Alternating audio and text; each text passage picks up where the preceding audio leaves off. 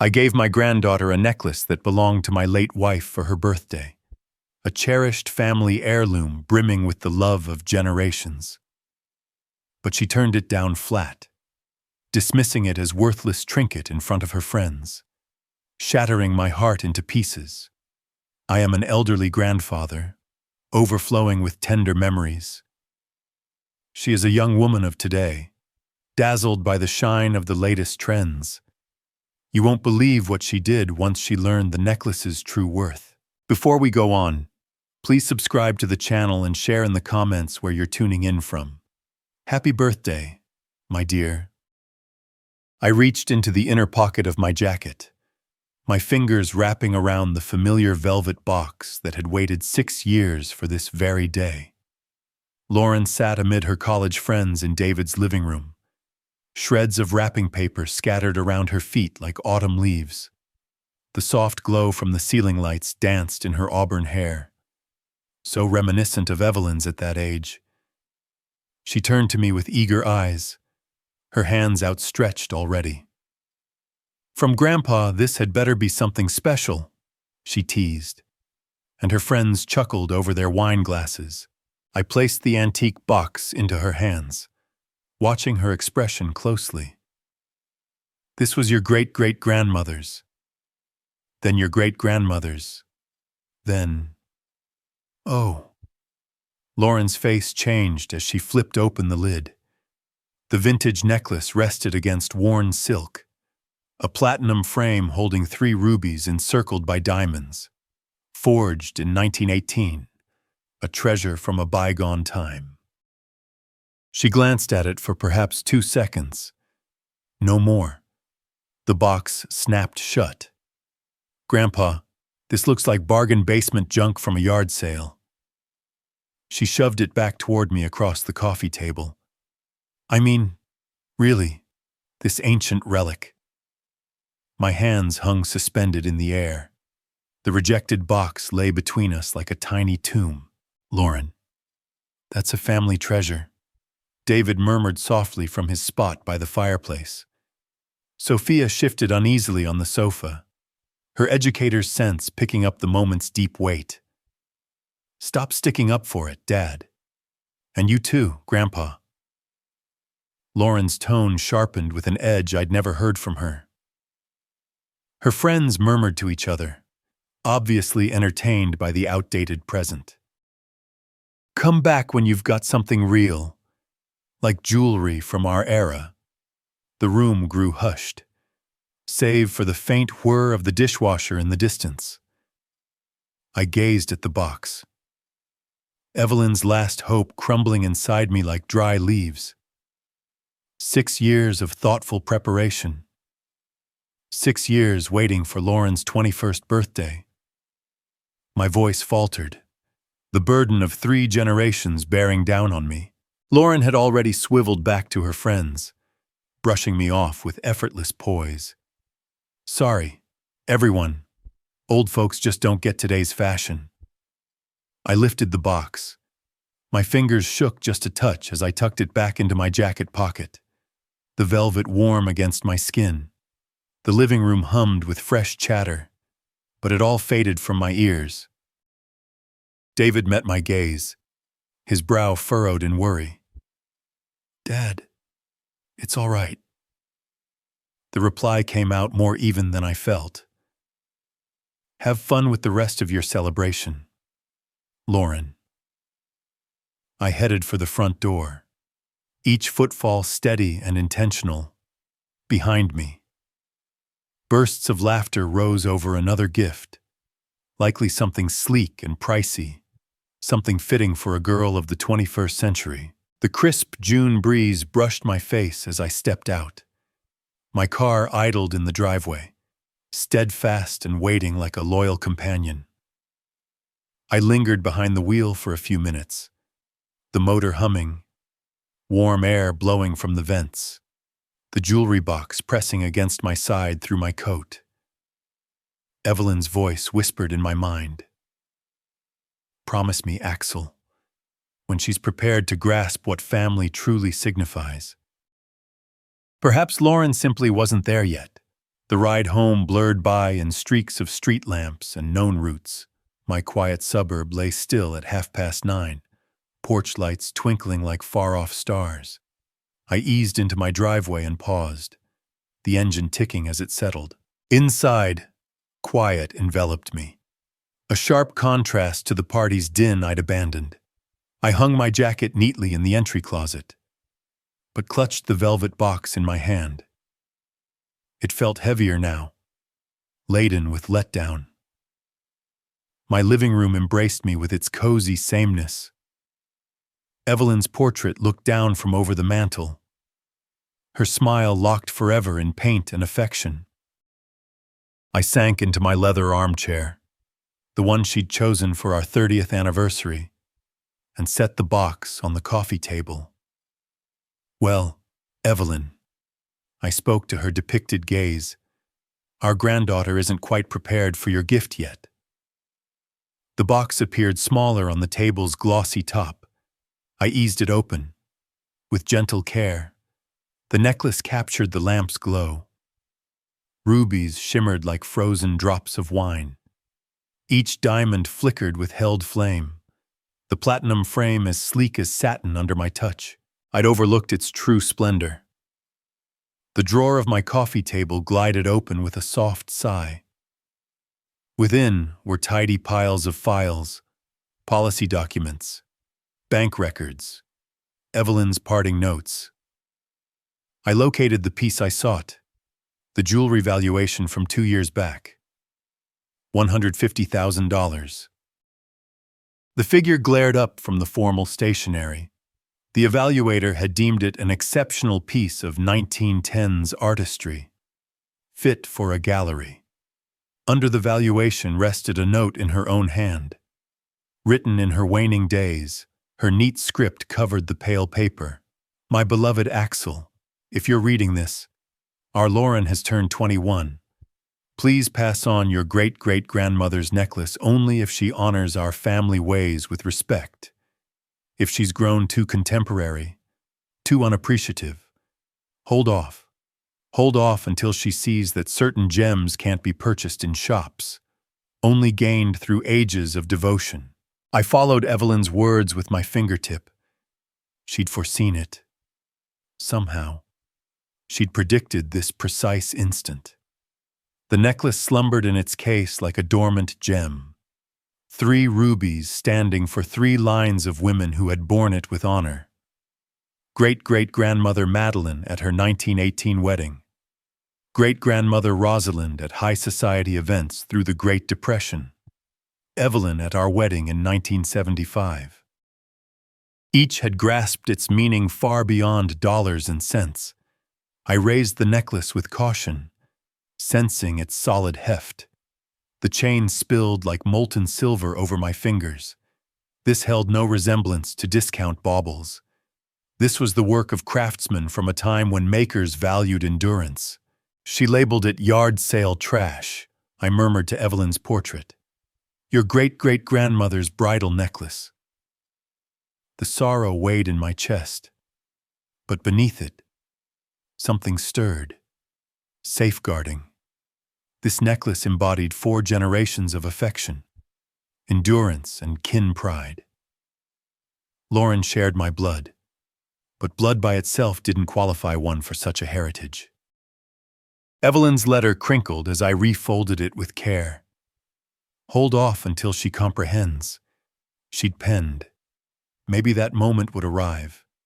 Maybe Lauren would ripen, would come to prize depth over dazzle, legacy over fads. Until then, I bore a vow to uphold, not merely to hand over the necklace, but to bestow it solely when Lauren proved deserving of the women who had preceded her. I stood from my seat, the box cradled in my hands like a quiet vow. Upstairs, my bedroom vault awaited. The necklace would repose there, shielded and patient, until Lauren evolved into the woman Evelyn had envisioned. Dawn light seeped through my bedroom drapes, yet slumber had dodged me. The vault's keypad lit green once I punched in the code. Evelyn's birth date followed by mine. The velvet box settled inside beside other valued papers, safe and expectant. Downstairs, as coffee perked, I went through my morning habits with robotic care, though my thoughts clung to the night's stinging tableau. In the living room, photo albums filled the bookcase's lower shelf. I drew out the one labeled 1975 and eased into my chair. There was Evelyn on our wedding day, the necklace adorning her neck like trapped moonlight. Her grandmother, Rosalind, had urged her to wear it. Something timeless, she'd said, eyes misty.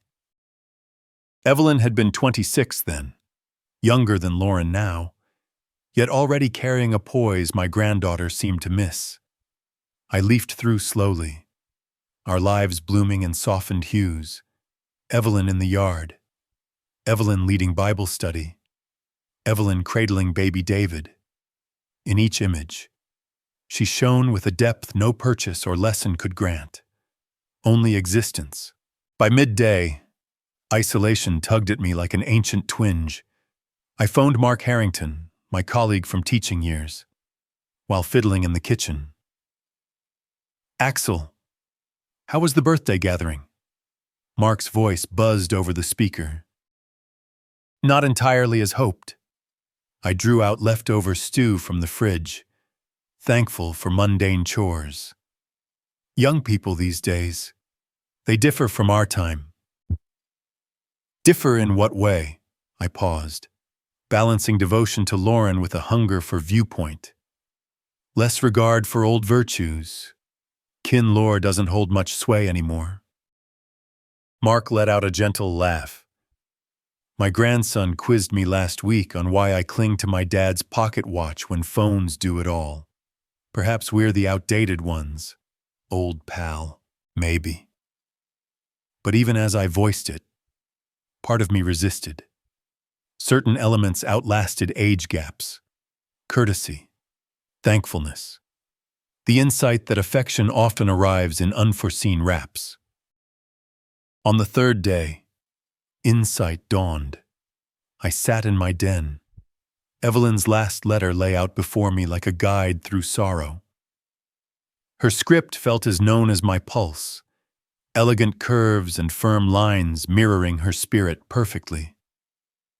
A recollection rose without warning. Evelyn in her sickbed, frail but resolute, her fingers clasping mine with startling force. Axel, promise me one thing. Her tone had been faint as breath, yet pressing. The necklace. Hand it to Lauren on her 21st birthday, but only if she's fit for our lineage. Of course, my love.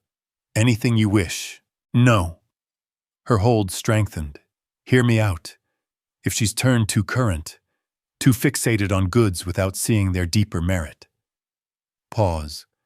Pause until she learns that some riches can't be acquired, only forged through lineages of care and fortitude. I'd vowed without full grasp. Then morning had fogged my mind, rendering Evelyn's counsel like a fading soul's murmur. But she'd been clear-headed, almost visionary. Now I saw it. This held no spite toward Lauren. It guarded a rarity until she could bear its gravity. The telephone jangled, snapping me from the past. David's name glowed on the display. Dad, just checking in after last night. Lauren was quite cutting. She's youthful.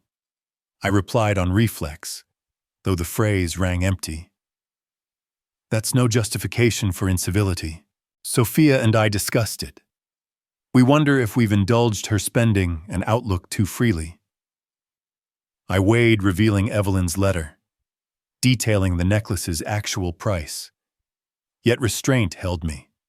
This choice rested with me, with Evelyn and me. Time teaches what we cannot. I offered in its place. After the call ended, I went back to my den and fetched the policy folder. $150,000, more than folks earned in 3 years. Lauren had scorned a windfall as yard sale scrap with barely a look, but cash wasn't the core prize. Esteem was. Awareness was. Acknowledging that some offerings bore the load of eras. Twilight shadows crept over my desk as I sealed my resolve. The necklace would stay in the vault, guarded and forbearing. When Lauren inquired about our roots, displayed true curiosity in the women who'd donned it, then we'd converse. Until that point, I'd fulfill Evelyn's insight and my oath. Some heritages proved too vital to waste on hearts unripe. The den grew serene as I secured the policy sheets. Somewhere in Chicago, Lauren likely giggled with pals, shrugging off last night as another clumsy kin encounter. But existence teaches to those open to it. Evelyn's portrait observed from the living room wall, her look calm and wise. She'd comprehended people deeper than many. When to offer, when to linger, when to believe affection would circle back. I could bide. We both could. Midday sun poured through my den windows as I sifted old teaching outlines, drawing solace from known rhythms. The phone's sharp trill sliced the still home like a knife. "Hello, Grandpa. It's Lauren." Her voice dripped sweetness. Overly so. Overly precise. "Suh, sweetheart. I've reflected on the other evening, and I feel utterly awful about my behavior." My hold tightened on the handset. "Is that the case?" "I'd had a few drinks. You see, college bashes and such. I didn't examine your gift thoroughly." A beat. Scheming. "Mom rang yesterday and explained about the necklace. Its background. The falsehood soured even over the line." "What precisely did your mother share?" "That it's stayed in our line for ages. That it's truly priceless and meaningful." Her tone quivered faintly, doubt edging in. "You deemed your great-great-grandmother's wedding necklace cheap junk from a yard sale." The phrase dangled between us like frost. Quiet lingered. When Lauren replied, the sweetness had soured. "Look, I apologized. I erred. Can't you forgive and just give me the darn thing?" "The darn thing," I echoed softly. "I mean the necklace, the heirloom." Her pitch rose with urgency. "Grandpa, I need it badly right now. College costs a fortune, and I've financial troubles piling up." There it lay, the core under the glaze. "Lauren, you're not set for that duty yet." Set. Her facade crumbled utterly. "I'm 21, an adult, and Mom said that necklace fetches over 100,000. The sum struck like a thud. Sophia had disclosed the policy figure. "So now it matters to you," I noted, my tone even amid the ache, "now that you grasp its cash value." "Naturally I care. Do you know the debt weighing me down? How desperately I need those funds." Lauren's voice splintered with rage. "You're acting selfish, you stubborn relic. It's my legacy. It belongs to me." Each syllable twisted like a blade. "Your great-great-grandmother would weep at your stance now." "Spare me talks of the departed. I require actual aid, not mushy nonsense on kin tales." Lauren's breaths came in furious heaves. "Hand over what's due, or I'll claim it some other route." The connection died. I clutched the mute receiver. Its shell heated against my ear. Beyond the window, a robin perched on my sill, its crimson plumage vivid on the pane. Life flowed in its steady course while my kin fractured near me. The dial tone droned its rote lament. Dusk shadows spread over my kitchen table as I eyed David's number on my screen. 7 hours had ticked since Lauren's outburst. 7 hours of striding, fretting, and puzzling how my gentle granddaughter had morphed into this frantic outsider. I dialed before doubt could halt me. "Dad. All good." David sounded weary. likely fresh from his shift. I must speak on Lauren. The terms sat thick in my gullet. I'm concerned for her. Deeply so. A hush. She's navigating a stage. Dad. University reshapes youth. This transcends independence. David. She phoned today. Yelling about that necklace. Truly yelling. I massaged my temple. Every one of my 72 years evident. She knows its exact appraisal, Sophia informed her. David's reply softened. Post-party. Lauren probed. Sophia figured if she knew the worth, she'd cherish the intent more. And did she? Quiet bridged us. At last. David exhaled. She rang Sophia twice yesterday, inquiring on appraising the necklace, if documents verified its price. My spirit plunged deeper. So she views it as merchandise, not a kin jewel. Dad, truth be told, Sophia and I have spotted shifts in Lauren for months. It's all cash and prestige now. High-end outfits, lavish meals, matching her sorority crowd. David's words held a father's regret. We deemed it typical student life, but she sought $7,000 from me last month, claiming books and supplies. When I proposed a part-time role instead, she erupted fully. The fragments aligned with grim precision.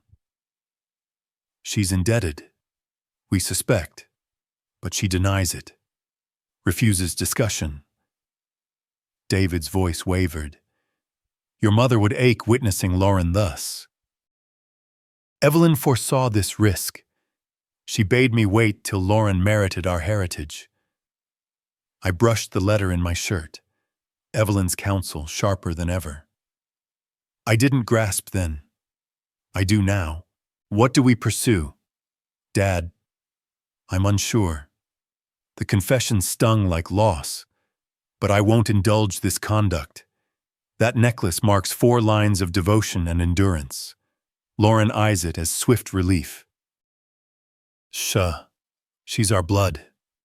Dad, we can't forsake her. I'm not forsaking. I'm shielding a rarity till she learns to esteem it rightly. I peered through my kitchen glass at the dimming heavens. Your mother entrusted me with this call. I must uphold it. We shared wordless pause, 2 fathers adoring the same soul, yet unable to touch her. Watch her closely, David. Her realm feels off-kilter. I will, Dad. And thanks for reaching out. I needed confirming we're not mad for fretting. Post-call, I stayed at the kitchen table till night cloaked all, somewhere in Chicago. Lauren schemed her following step, elsewhere. David likely clasped Sophia's hand, both pondering their missteps. The home rang too vacant, too bare. Dawn ushered resolve to cling to daily flows amid kin turmoil. I brewed my coffee bolder than usual, scanned the forecast thrice, and scanned my list with exact care. Routine would steady me. Ere departing, I verified the front bolt twice more. The lock engaged with a firm snap. Safety mattered more of late, though I couldn't pinpoint why. The trek to Harrison's Market spanned 15 minutes. As ever, June warmth kissed my car panes, and for fleeting instants, I nearly banished Lauren's furious tone and David's anxious quiet. Morning, Mr. Ellsworth. Mary Callahan hailed from the register, her silver waves bobbing. Not seen you near a week. Staying well. Quite. Mary, just provisioning for late June. I grabbed a cart, its wheels' familiar squeal oddly soothing. The aisles offered their steady balm, stocked shelves, honest costs, neighbors offering nods. I picked loaves, milk, crisp produce, ticking off my roster with ease, everyday duties for an ordinary Friday. Your granddaughter's away at college still, Mary queried, while totaling my haul 40 minutes on. University of Chicago. She's maturing fast. The neutral terms felt ashen. They all do. My Tommy's 25 now. Acts like he holds all wisdom. Mary packed swiftly. But they circle back in time. Kin ties endure. I wished her right. The homeward drive seemed briefer, maybe from dreading the return to a hollow house rife with cares. My drive appeared unchanged, postbox aligned, grass trimmed fresh, all neat and tranquil until my front entry. It gaped slightly ajar, perhaps 3 inches of shadow showing between jamb and panel. My palms chilled on the wheel. I'd secured that entry twofold. I'd always secured it, parking with caution. I sat in my vehicle for long breaths, scrutinizing the dwelling anew. No shattered panes, no clear harm. But that entry, undeniably unfastened and nudged wide. My cell weighed in my coat. Alert authorities. David. Yet what if forgetfulness crept in with age? No, I'd tested that lock doubly this morn. Another had entered my abode. I neared the porch steps with soft, hushed treads. The gap yawned broader than thought, near 5 inches now, as if inner motion had widened it. At the sill, I strained to hear. Naught, no talk, no paces, no plain signs of breach. Yet unease prickled, like air thickens pre-storm. My palm found the brass handle, then wavered. What lurked within had already trespassed my haven, my refuge. The query lingered, did they remain? The cool knob met my skin as I readied to thrust the panel and unveil what hid in my own parlor. The entry swung with a hush. My provisions tumbled to the foyer floor as I crossed the threshold, pulse thundering in my ears. All seemed amiss. The console table tilted. Its drawer yawned wide like an open maw. Evelyn's parasol holder had shifted 4 feet from place. Venturing further, I found disorder posed as precise hunt. Parlor sofa pads littered the floor, bearing the frame below. My coffee table drawer, holder of policy files, stood void. Sheets flung over the rug like drifted flakes. The intruder had worked with method. Near expert poise, Evelyn's portrait over the mantel dangled askew. And my veins iced. The chamber, the vault, I dashed upward with vigor beyond my 72 years due. Behind the displaced portrait, the wall vault gaped, its metal face drooping like a shattered pledge. Bare, holy, crushingly bare. The velvet case vanished, the policy sheets strewn on the boards. 6 years of vigilant guard raised in moments. My cell quivered in my grasp as I tapped emergency line. Emergency dispatch! I've suffered a burglary. The terms emerged ragged. Shattered. Intruders entered my home. Took heirlooms. Sir, are you secure? Is the offender present? Unclear. I just returned from a noise below pierced my alarm. Pantry doors latching. Footfalls on tile. Sir, speak. Someone lingers. I breathed into the device. Senses shrieking alert. Danger, down in my pantry. Remain connected. Patrols en route. But I couldn't tarry. That necklace held Evelyn's ultimate behest. 4 lines of kin warmth. Who lurked below had wronged more than my dwelling. They had profaned my spouse's echo, placing the cell on my bureau. I edged to the landing. Each stair groaned, a caution, but resolve trumped wariness. The pantry noises persisted. A cupboard flap. Hinges creak, one shifting with intent. At the pantry arch, I halted. My fingers dug into the casing for brace, joints blanched with strain. What lay past that brink would alter all. The rear entry stood half open, midday light spilling through the slit, a shape hunkered by the egress, cramming goods into a tote sack. I advanced, bracing for clash with the unknown. Instead, the shape glanced up, and my reality splintered. Auburn locks snared the rays. Known emerald eyes flared in dread. The visage I'd tucked in for 14 years ere college claimed her. Lauren. Lauren stiffened like a startled fawn, one soul already beyond my rear entry. The tote gripped to her bosom showed the edge of a known velvet case. "What are you doing here?" My words escaped as murmur, mind grappling the inconceivable vista. She mustn't gaze at me, couldn't utter, merely quivered there, trapped twixt flight and plea. "You burgled me." The notion tasted alien on my tongue. "Your own kin." "Grandpa!" Her timbre fractured like brittle frost. The velvet case's edge jutted from her sack. Evelyn's jewelry case, the one that had dwelt in our vault 6 years, awaiting a fitting bearer. My knees buckled near. "You pilfered your grandmother's necklace." Lauren's frame quaked. "I required the funds. I never meant harm, never aimed to wound you." "Wound me," I neared, ire swelling under the stun. "You breached our sanctuary, Evelyn's legacy, all we instilled in you on kin." "I plan to restore it." The plea spilled frantic. "Post-sale, debt cleared. I'd claim I misplaced it somehow." The scale of her deceit landed like a strike. "You schemed to deceive me outright about misplacing your grandmother's dearest item." Tears coursed her cheeks now. No other path occurred. No other path to what? Precisely. Lauren slumped against the frame, sack slipping down her form. "I owe sums, hefty sums, cards, web buys.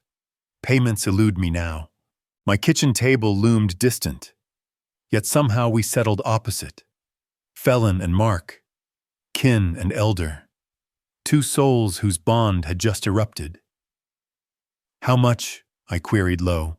$7,000. The tally suspended like a verdict, spread over 4 cards. Dues loom, and I lack. "So you chose theft from blood." Desperation gripped me. Lauren struck the table, jolting Evelyn's spice mills. Peers at school wield wealth, true wealth, couture, gourmet outings, breaks in Miami. I sought belonging by snatching an irreplaceable kin gem. I scoured it netwise. 150,000. Correct, I'd sell for enough to clear debts. Say 25,000. The balance I'd wager you'd miss it. Her offhand chat of shredding our line churned my gut. This spoke no granddaughter. This wore Lauren's mask as alien.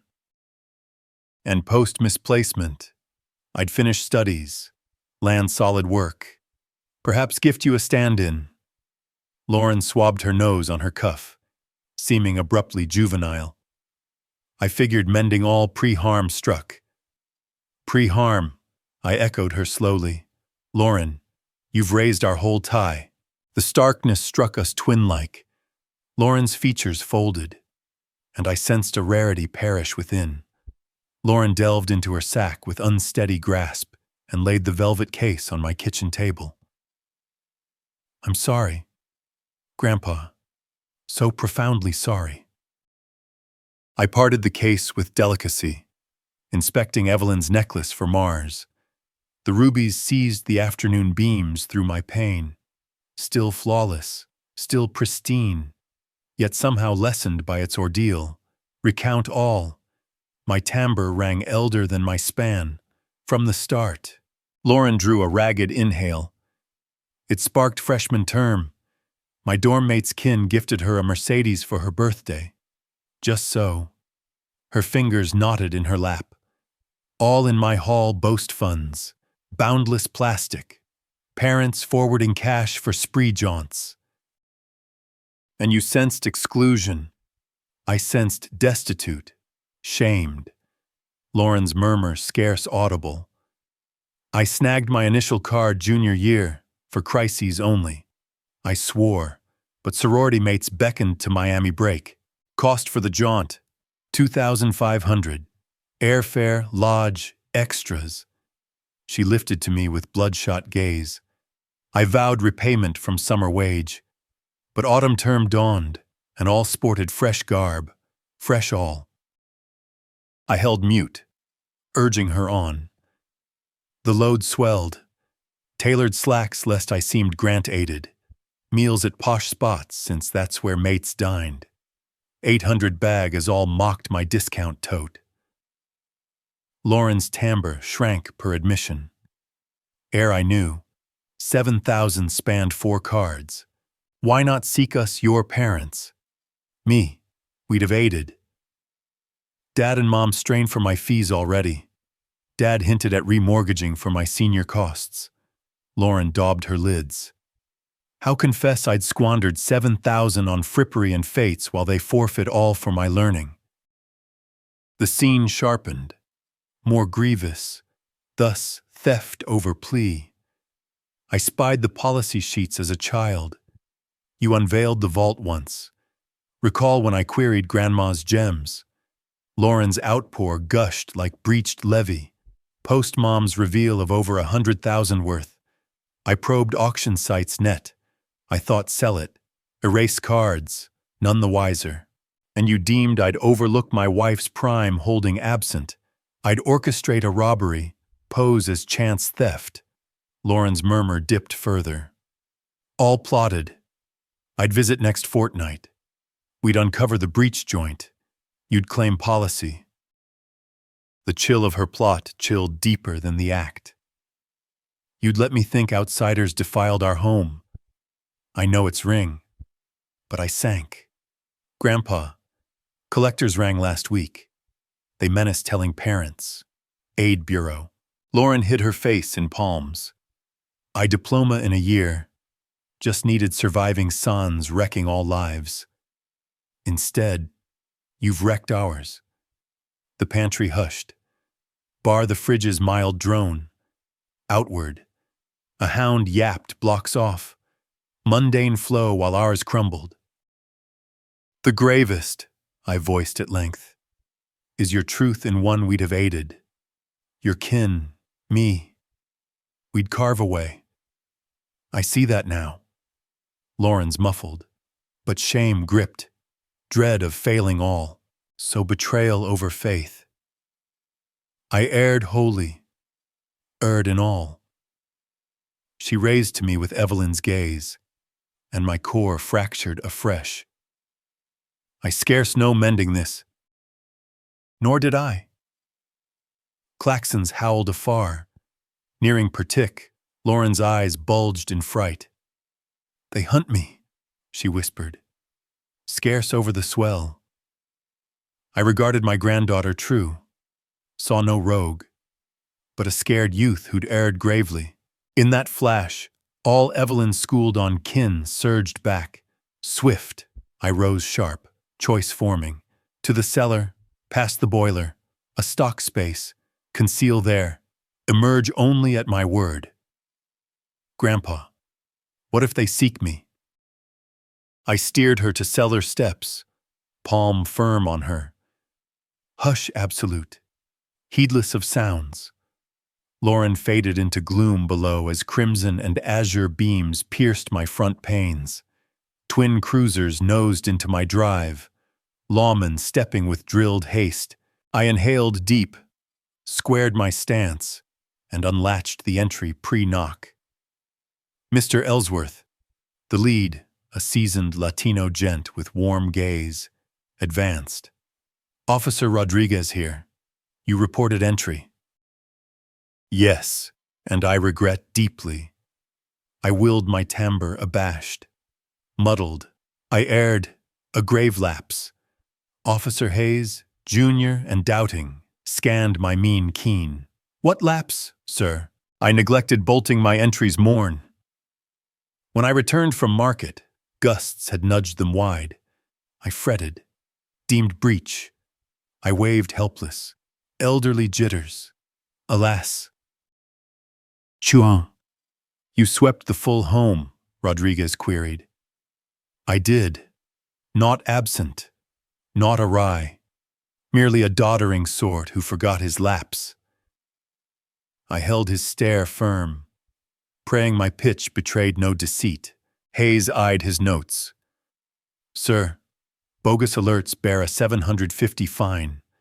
Aware, the sum jarred like buffet, yet I dipped head, fully grasp my doing, and I'll cover due. We require your mark here, owning the false alert. Hayes proffered a board. My script felt odd, unsteady. 750, near 2 months' provisions, but pennies to shield Lauren from her rash's toll. Cash or draft? Rodriguez asked, his edge easing. Draft, if you please. I inscribed neat, my mentor's hand firm despite heart's race. Post-departure, I lingered at entry till their rear lamps waned. Only then hailed I to cellar. Lauren, ascend now. She rose gradual, tears tracing her cheeks. Grandpa, you fibbed to law. For me, I shielded my kin. The terms rang surer than sensed. Distinction lies, but 750 I spare. Your path ahead I cannot. I led her to kitchen table where Evelyn's necklace reposed in velvet. Now we address what follows.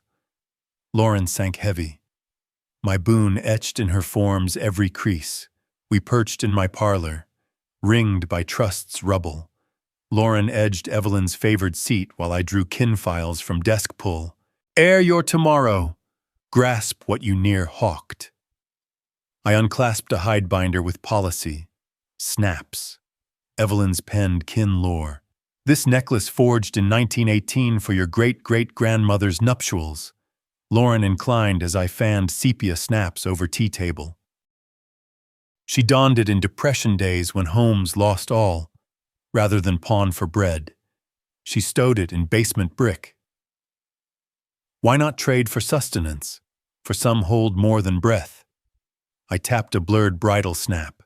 Your great-grandmother wore it to her 1940 vows, ere her groom sailed war-bound. He returned not. Lauren's digits skimmed the snap's rim. I knew none of this. And here's your grandmother, my Evelyn, in it at our right. The tinted snap showed Evelyn aglow in ivory satin, rubies snaring chapel gleam. She merited it via metal, via yield, via self-last. How merited she? She tended her fading mother 3 years, held dual shifts, reared her sire as taught.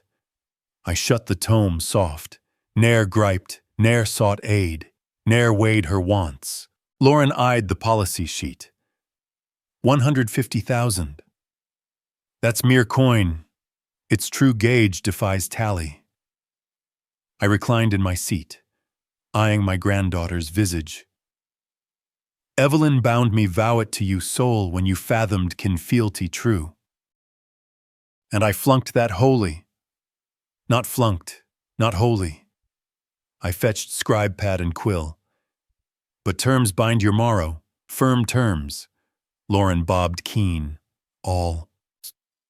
First, we unveil all to your parents tonight. No more guile, no hidings. They'll shatter, they'll grieve. Yet aid too, for that's kin's way. I scribed as voiced. Second, I'll clear your 7,000 load, but you'll repay via public toil. 60 hours per 1,000, 420 hours. Metal forges not via soft trails. I pressed scribe. Third, seek coin guide at school. Join thrift seminars. Fourth, ring me each Sunday dusk for reports. Lauren eyed my script, tears brimming anew.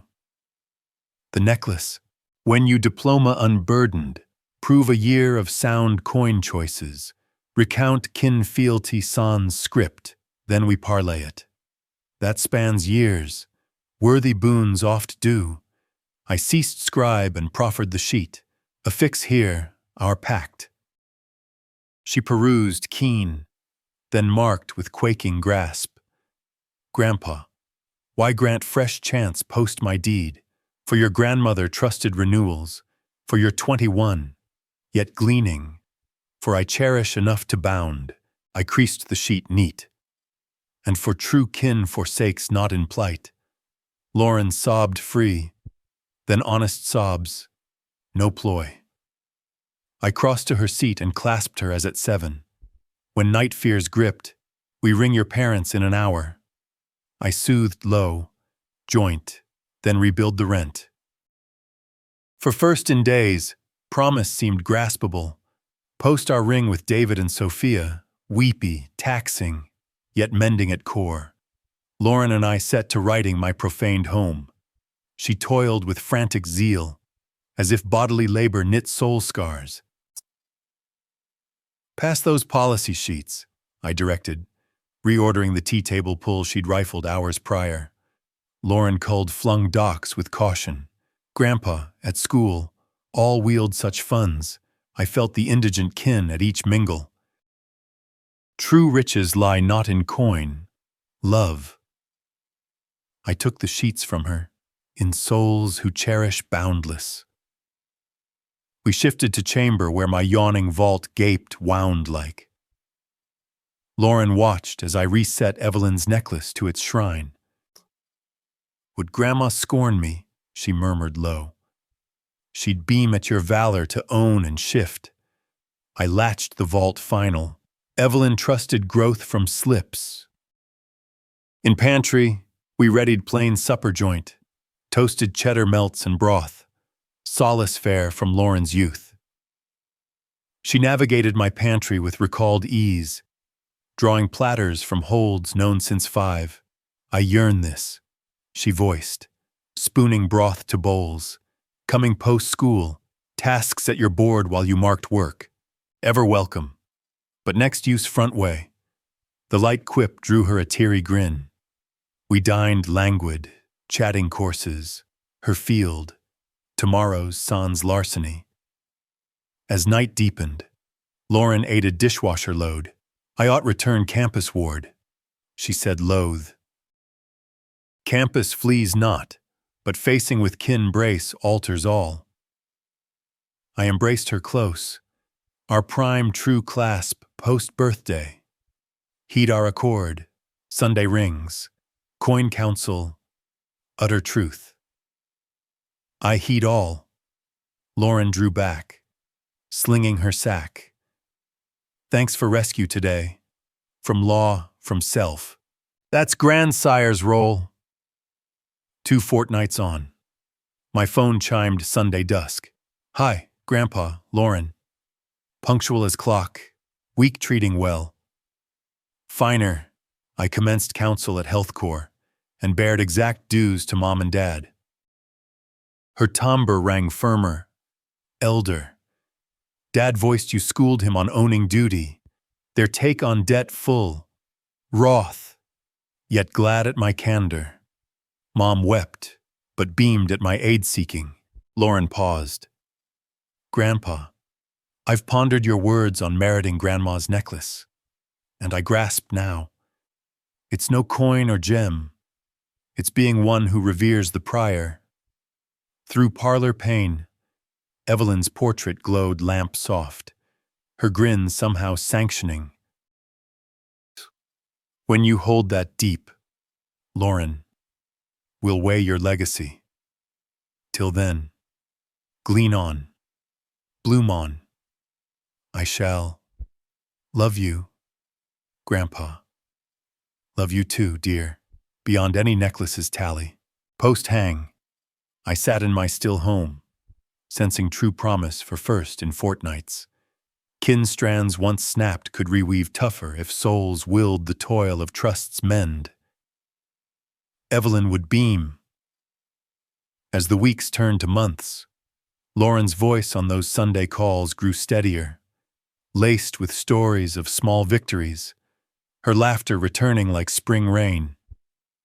She volunteered at the local shelter, her hands no longer chasing fleeting luxuries, but building something real.